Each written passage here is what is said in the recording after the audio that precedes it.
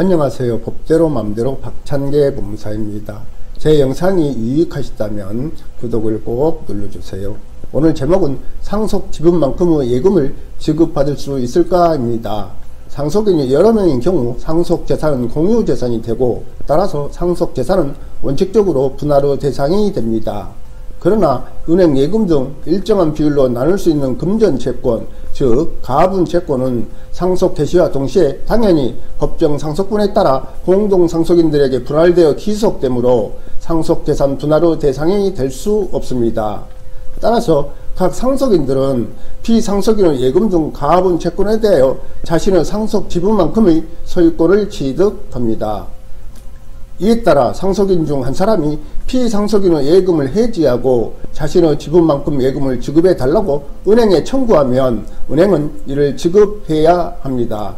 즉 은행은 상속인 전원이 방문하거나 일부 방문의 경우 다른 상속인들의 이임을 받아와야 예금을 지급할 수 있으나 상속인 일부만 그 지급을 요구할 경우 이에 응할 수 없다고 하면서 예금 지급을 거절할 수 없습니다. 판례는 공동상속인들 중 초과 특별수익자가 있는 경우 또는 특별수익이 존재하거나 기여분이 인정되어 구체적인 상속분이 법정 상속분과 달라질 수 있는 상황에서 상속재산으로 가분채권만 있는 경우 등과 같이 특별한 사정이 있는 때에는 가분채권도 예외적으로 상속재산 분할의 대상이 될 수 있지만 이와 같은 사유가 은행 측의 법정 상속분에 따른 상속인의 예금 청구를 거부할 사유가 된다는 것은 아니다.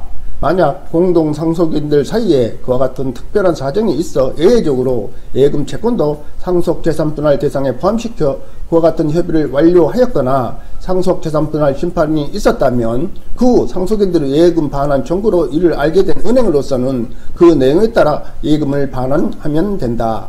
그러나 그와 같은 협의나 심판이 이루어지지 않은 상황에서 예외적으로 예금 채권도 상속재산 분할의 대상이 될 가능성이 있다고 하여 그 가능성을 이유로 상속채권의 채무자에 불과한 은행이 성립 여부마저 불분명한 공동상속인들의 상속재산 분할 협의 완료 시까지 자신의 채무 이행을 거절할 수 있는 것은 아니다. 만일 일부 상속인이 기존의 상속재산 분할 협의 사항이라든지 상속 포기 사실을 숨기고 예금 채권에 관한 자신의 상속 지분만큼의 인출을 요구하였다면 이를 알지 못하는 은행의 입장에서는 특별한 사정이 없는 한 그에 응하면 될 것이고 그 변제에 선의이며 가실이 없는 경우 민법 제470조 채권을 준 점유자에 대한 변제 규정을 적용하여 이중 변제의 위험에서 벗어날 수 있을 것이다.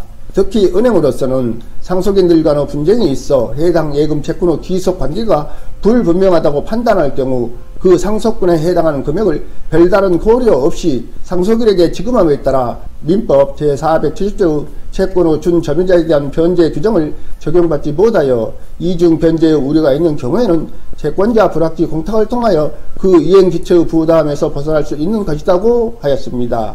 한편 금전채무와 같이 급부 내용이 가분인 채무가 공동상속된 경우 이는 상속재산 분할의 대상이 되지 않고 이를 분할하기로 협의한 경우에는 면책적 채무 인수가 되어 채권자의 승낙이 필요합니다.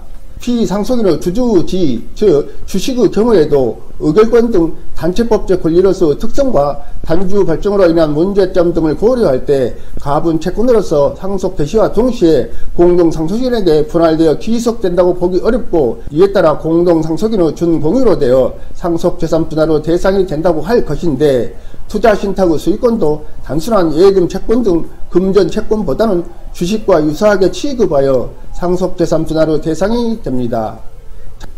참고로 주택공급을 신청할 권리와 분리될 수 없는 청약저축의 가입자가 사망하였고 그에게 여러 명의 상속인이 있는 경우에 그 상속인들이 청약저축 예금 계약을 해지하려면 상속인들 전원이 해지 의사표시를 하여야 합니다. 오늘은 여기까지입니다. 감사합니다.